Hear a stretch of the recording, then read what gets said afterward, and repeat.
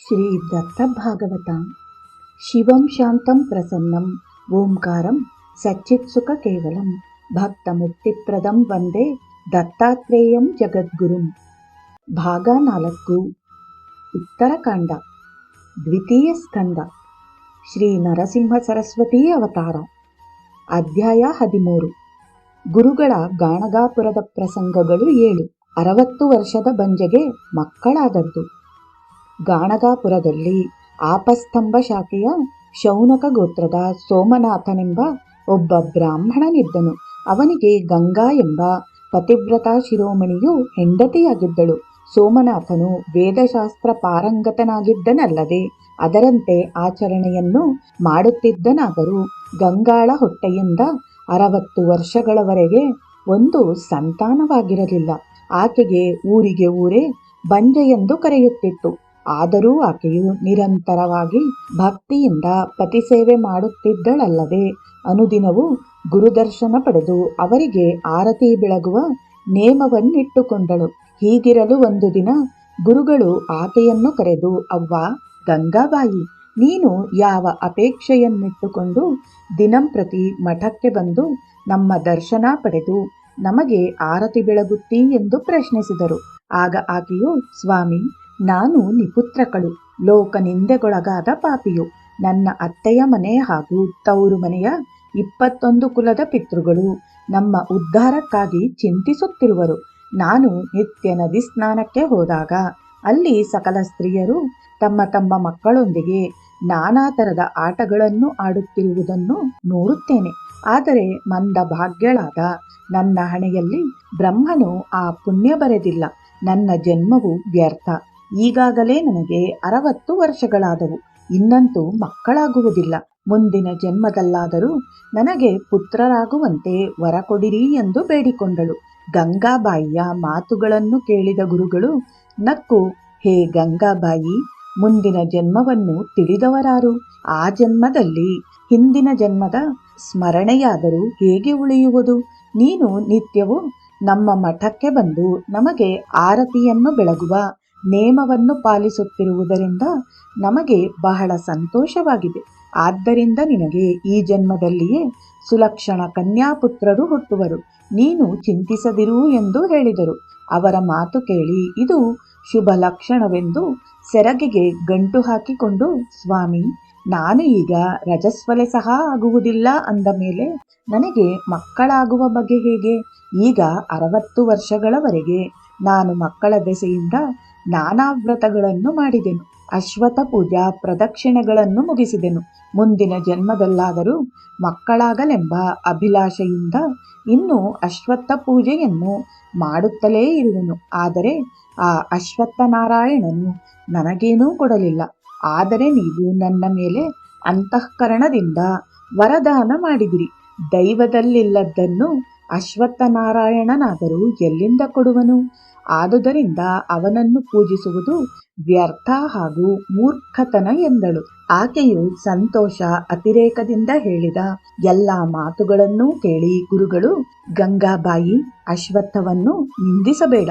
ನಾನೇ ಆ ಅಶ್ವತ್ಥವೆಂದು ತಿಳಿದು ಸೇವಿಸು. ನಿನ್ನ ಸೇವೆಯು ವ್ಯರ್ಥವಾಗುವುದಿಲ್ಲ. ಈಗ ನೀನು ಭೀಮ ಅಮರಜಾ ಸಂಗಮಕ್ಕೆ ಹೋಗಿ ಅಲ್ಲಿರುವ ಅಶ್ವತ್ಥವನ್ನು ಅದರ ಬುಡದಲ್ಲಿ ಅನುಷ್ಠಾನ ಮಾಡುತ್ತಾ ಕೂತ ನನ್ನನ್ನೂ ಸೇವಿಸು. ನಿನಗೆ ಈ ಜನ್ಮದಲ್ಲಿಯೇ ಮಕ್ಕಳಾಗುವರು. ಮುಂದೆಂದು ಅಶ್ವತ್ಥವನ್ನು ನಿಂದಿಸಬಾರದು. ಬ್ರಹ್ಮಾಂಡ ಪುರಾಣದಲ್ಲಿ ಬ್ರಹ್ಮನು ನಾರದರಿಗೆ ಹೇಳಿದ ಅಶ್ವತ್ಥದ ಮಹಿಮೆಯನ್ನು ನಾನು ನಿನಗೆ ಹೇಳುವೆನು ಕೇಳು. ತದೇಕ ಚಿತ್ತದಿಂದ ಕೇಳು ಎಂದು ಆಕೆಗೆ ಗುರುಗಳು ಅಶ್ವತ್ಥನಾರಾಯಣನ ಮಹಿಮೆಯನ್ನು ಹೇಳತೊಡಗಿದರು. ಹಿಂದೊಮ್ಮೆ ಬ್ರಹ್ಮಪುತ್ರನು ತ್ರಿಲೋಕ ಸಂಚಾರಿಯೂ ಆದ ನಾರದನು ಸಂಚಾರ ಮಾಡುತ್ತಾ ಒಂದು ಋಷ್ಯಾಶ್ರಮಕ್ಕೆ ಬಂದನು. ಆಗ ಅಲ್ಲಿಯ ಋಷಿಗಳು ನಾರದನನ್ನು ಅರ್ಘ್ಯ ಪಾದ್ಯ ಷೋಡಶೋಪಚಾರಗಳಿಂದ ಪೂಜಿಸಿ ಅಶ್ವತ್ಥದ ಮಹಿಮೆಯನ್ನು ಹೇಳಲು ಕೇಳಿಕೊಂಡರು. ಅವರ ವಿನಂತಿಯನ್ನು ಮನ್ನಿಸಿ ನಾರದನೂ ಹೇಳತೊಡಗಿದನು. ಅಶ್ವತ್ಥದ ಬೊಡ್ಡೆಯಲ್ಲಿ ಬ್ರಹ್ಮ, ಮಧ್ಯದಲ್ಲಿ ವಿಷ್ಣು ಹಾಗೂ ತುದಿಯಲ್ಲಿ ಶಂಕರ ಇವರು ವಾಸವಾಗಿರುವರು. ಅದರಂತೆ ದಕ್ಷಿಣ ದಿಕ್ಕಿನ ಶಾಖೆಯಲ್ಲಿ ಶೂಲಪಾಣಿಯು, ಪಶ್ಚಿಮ ಶಾಖೆಯಲ್ಲಿ ವಿಷ್ಣುವು, ಉತ್ತರ ಶಾಖೆಯಲ್ಲಿ ಬ್ರಹ್ಮನೂ ಇರುವರು. ಅಕಾರವು ಮೂಲಸ್ಥಾನ, ಉಕಾರವು ಬೊಡ್ಡಿ ಟೊಂಗಿ ಮತ್ತು ಮಕಾರವು ಫಲಪುಷ್ಪಗಳಿದ್ದು ಅಶ್ವತ್ಥವು ಓಂಕಾರ ಸ್ವರೂಪವಾಗಿರುವುದು. ಅಷ್ಟಾವಸುಗಳು, ಏಕಾದಶ ರುದ್ರರು, ಇಂದ್ರಾದಿ ದೇವತೆಗಳು ಹಾಗೂ ಸಮಸ್ತ ತೀರ್ಥಗಳು ಅಶ್ವತ್ಥ ವೃಕ್ಷದಲ್ಲಿವೆ. ಆದ್ದರಿಂದ ಇದಕ್ಕೆ ಕಲ್ಪವೃಕ್ಷವೆಂದು ಹೆಸರು ಬಂದಿದೆ. ಚೈತ್ರ, ಆಷಾಢ, ಪುಷ್ಯ ಮಾಸಗಳಲ್ಲಿ, ಗುರು ಶುಕ್ರ ಅಸ್ತ ಕಾಲಗಳಲ್ಲಿ ಹಾಗೂ ಚಂದ್ರಬಲ ಇಲ್ಲದಾಗ ಅಶ್ವತ್ಥ ಸೇವೆ ಪ್ರಾರಂಭಿಸಬಾರದು. ರವಿ, ಸೋಮ, ಶುಕ್ರವಾರಗಳಲ್ಲಿ ಮತ್ತು ಸಂಕ್ರಾಂತಿ ಕಾಲಗಳಲ್ಲಿ ಅಶ್ವತ್ಥವನ್ನು ಸರ್ವಥಾ ಮುಟ್ಟಬಾರದು. ಉಳಿದ ಸಮಯದಲ್ಲಿ ವಿಧಿಯುಕ್ತವಾಗಿ ಪೂಜಿಸಿದ ನಂತರ ಸಾವಕಾಶವಾಗಿ ಪ್ರದಕ್ಷಿಣೆ ಹಾಕಬೇಕು. ಈ ಪ್ರದಕ್ಷಿಣೆಯ ಪ್ರತಿಯೊಂದು ಹೆಜ್ಜೆಗೂ ಅಶ್ವಮೇಧ ಯಾಗ ಮಾಡಿದ ಪುಣ್ಯವು ಲಭಿಸುವುದು. ಭಕ್ತಿಯಿಂದ ಅಶ್ವತ್ಥನಾರಾಯಣನ ಸೇವೆಯನ್ನು ಮಾಡಿದ್ದೇ ಆದರೆ ಬ್ರಹ್ಮಹತ್ಯಾ ಪಾಪ, ಗುರುಕಲ್ಪ ಗಮನ ಪಾಪ, ಋಣ ಪರಿಹಾರವಾಗುವುದಲ್ಲದೆ ಗ್ರಹಗಳ ಪೀಡೆಯಾಗುವುದಿಲ್ಲ. ಪುತ್ರ ಕಾಮ್ಯವು ತೀವ್ರವಾಗುವುದು. ಕಾಲ ಮೃತ್ಯುವನ್ನೂ ಸಹ ಗೆಲ್ಲಬಹುದು. ಈ ಪ್ರಕಾರ ಅಶ್ವತ್ಥದ ಮಹಿಮೆ ಇರುವುದು.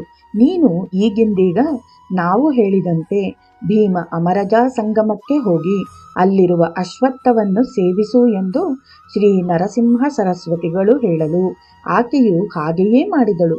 3ನೇ ದಿನ ರಾತ್ರಿ ಆಕೆಗೆ ಒಂದು ಸ್ವಪ್ನವಿತ್ತು.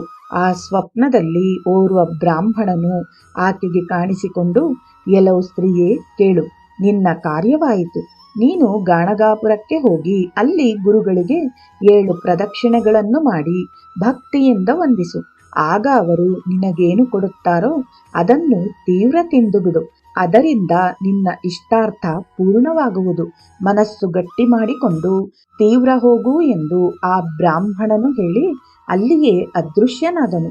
ಆಕೆಯು ಕೂಡಲೇ ಎಚ್ಚೆತ್ತು ಅಲ್ಲಿಯ ಅಶ್ವತ್ಥ ವೃಕ್ಷವು ಕಲ್ಪವೃಕ್ಷವೆಂದು ನಂಬಿ ಆ ಕನಸಿನಲ್ಲಿ ಹೇಳಿದಂತೆ ಮಾರನೆಯ ದಿನ ಮುಂಜಾನೆ ಆಕೆಯು ಗಾಣಗಾಪುರಕ್ಕೆ ಬಂದು ಮಠಕ್ಕೆ ಹೋಗಿ ಶ್ರೀ ಗುರುಗಳಿಗೆ ಹರ್ಷದಿಂದ 7 ಪ್ರದಕ್ಷಿಣೆ ಹಾಕಿ ಬಂದು ನಮಸ್ಕರಿಸಿದಳು.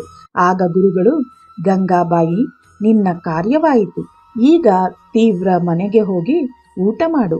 ನಿನಗೆ ಓರ್ವ ಕನ್ಯಾ, ಓರ್ವ ಪುತ್ರ ಆಗುವಂತೆ ವರ ಕೊಟ್ಟಿರುವೆನು ಎಂದು ಹೇಳಿ ಆಕೆಗೆ 2 ಫಲಗಳನ್ನು ಕೊಟ್ಟರು. ಅದರಂತೆ ಅವಳು ಮನೆಗೆ ಹೋಗಿ ಪಾರಣೆ ಮಾಡಿ ಆ ಫಲಗಳನ್ನು ತಿಂದಳು. ಅದೇ ದಿನ ಸಂಜೆ ರಜಸ್ವಲೆಯಾದಳು. ಆಗ ಆಕೆಯು ಬಿಳಿ ವಸ್ತ್ರಗಳನ್ನುಟ್ಟು ಯಾರ ಕಡೆಗೂ ನೋಡದೆ 3 ದಿನ ಹವಿಸ್ಸಾನ್ನವನ್ನುಂಡು ಮೌನದಿಂದ ಇದ್ದು 4ನೇ ದಿನ ಸ್ನಾನಾನಂತರ ಪತಿಯೊಡನೆ ಮಠಕ್ಕೆ ಬಂದು ಗುರುದರ್ಶನ ಹೊಂದಿ ಏಕಾಗ್ರ ಚಿತ್ತದಿಂದ ಗುರುಗಳನ್ನು ಪೂಜಿಸಿದಳು. 5ನೆಯ ದಿವಸ ಗರ್ಭವತಿಯಾದಳು. ಗರ್ಭವು 5ನೆಯ ದಿನ ನಿಂತಿದ್ದರಿಂದ ಮೊದಲು ಆಕೆಗೆ ಕನ್ಯಾ ಹುಟ್ಟುವುದು. ಈ ಆಶ್ಚರ್ಯವನ್ನು ನೋಡಿ ಊರ ಜನರು ಗುರು ಮಹಿಮೆಯನ್ನು ಕೊಂಡಾಡಿದರು. ಹೀಗೆ ಒಂದರ ಮೇಲೊಂದು ದಿನ ಉರುಳುತ್ತಾ ಗಂಗಾಬಾಯಿಗೆ 7 ತಿಂಗಳು ತುಂಬಿದವು. ಆಗ ಆಕೆಗೆ ಉಡಿ ತುಂಬಿ ಅಕ್ಷಯವಾದ ಬಾಗಿನ ಕೊಟ್ಟು ಆರತಿ ಮಾಡಿದರು. 8ನೇ ತಿಂಗಳಲ್ಲಿ ಸೋಮನಾಥ ಬ್ರಾಹ್ಮಣನು ವಿಧಿಪೂರ್ವಕ ಆಕೆಯ ಸೀಮಂತೋತ್ಸವವನ್ನು ನೆರವೇರಿಸಿ ಆ ಗ್ರಾಮದ ಎಲ್ಲ ಸುವಾಸಿನಿಯರಿಗೆ ಬಾಗಿನ ಕೊಡಿಸ ಹತ್ತಿದನು. ಅವರಲ್ಲಿ ಕೆಲವರು ಅದೆಲ್ಲವೂ ಭಕ್ತ ವರದರಾದ ಶ್ರೀ ನರಸಿಂಹ ಸರಸ್ವತಿ ಗುರುಗಳ ಅನುಗ್ರಹವೆಂದು ಗುರುಗಳನ್ನು ಮುಕ್ತ ಕಂಠದಿಂದ ಹಾಡಿ ಹೊಗಳುತ್ತಿದ್ದರು. ಗಂಗಾಬಾಯಿಯು ಅತಿ ಉಲ್ಲಾಸದಿಂದ ಎಲ್ಲ ಸ್ತ್ರೀಯರಿಗೆ ಬಾಗಿನವನ್ನು ಕೊಡುತ್ತಿದ್ದಳು. ಮುಂದೆ ನವಮಾಸ ತುಂಬಲು ಒಂದು ಶುಭ ದಿನದಲ್ಲಿ ಆಕೆಯು ಒಂದು ಕನ್ಯಾರತ್ನವನ್ನು ಪಡೆದಳು. ಆ ಕೂಸಿನ ಜಾತಕವನ್ನು ನೋಡಿದ ಜೋಯಿಸರು ಆಕೆಯು 8 ಮಕ್ಕಳನ್ನು ಹಡೆದು ಕುಲವನ್ನು ಉದ್ಧಾರ ಮಾಡುವಳೆಂದು ಭವಿಷ್ಯ ನುಡಿದರು. 11ನೆಯ ದಿನ ಗಂಗಾಬಾಯಿಯು ಶುದ್ಧ ಸ್ನಾನ ಮಾಡಿ ಕೂಸನ್ನು ಬಗಲಲ್ಲಿಟ್ಟುಕೊಂಡು ಮಠಕ್ಕೆ ಬಂದು ಗುರುಗಳ ಪಾದದ ಸಮೀಪವಿಟ್ಟು ಸಾಷ್ಟಾಂಗ ನಮಸ್ಕಾರ ಮಾಡಿದಳು. ಈ ತಾಯಿ ಮಗುವನ್ನು ಕಂಡ ಗುರುಗಳು ಆನಂದ ಹೊಂದಿ ಆಕೆಯನ್ನು ಎಬ್ಬಿಸಿದರು. ಆಗ ಗಂಗಾಬಾಯಿಯು, ನನಗೆ ಮೊದಲು ಪುತ್ರನಾಗಬೇಕಿತ್ತು, ಆಗಲಿಲ್ಲ. ಸರಸ್ವತಿಯಂತ ಮಗಳಾದಳು. ಪುತ್ರನಾಗುವನೆಂಬ ನಿಮ್ಮ ವಚನವನ್ನು ಸತ್ಯವನ್ನಾಗಿ ಮಾಡಿ ನನ್ನನ್ನು ರಕ್ಷಿಸಿರಿ ಎಂದು ಬೇಡಲು ಗುರುಗಳು ಹಾಗೆಯೇ ಆಗುವುದೆಂದು ಆಕೆಗೆ ಭರವಸೆಯಿತ್ತರು. ಮರುದಿನ ಆ ಕನ್ಯೆಯನ್ನು ತೊಟ್ಟಿಲಲ್ಲಿ ಹಾಕಿ ಅದಕ್ಕೆ ಸರಸ್ವತಿ ಎಂದು ಹೆಸರಿಟ್ಟರು. ಮುಂದೆ ಗಂಗಾಬಾಯಿಗೆ ಓರ್ವ ಪುತ್ರನೂ ಹುಟ್ಟಿದನು. ಅವನಿಗೆ ಗುರುಗಳ ಹೆಸರನ್ನೇ ಇಟ್ಟರು. ಅವನು ವೇದಶಾಸ್ತ್ರಗಳಲ್ಲಿ ಪಾರಂಗತನಾಗಿ ಅವನಿಗೆ ಮುಂದೆ 5 ಮಕ್ಕಳು ಹುಟ್ಟಿದರು.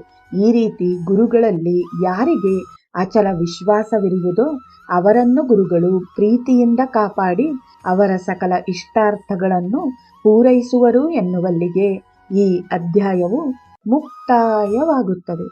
ಜೈ ಗುರುದೇವ ದತ್ತ.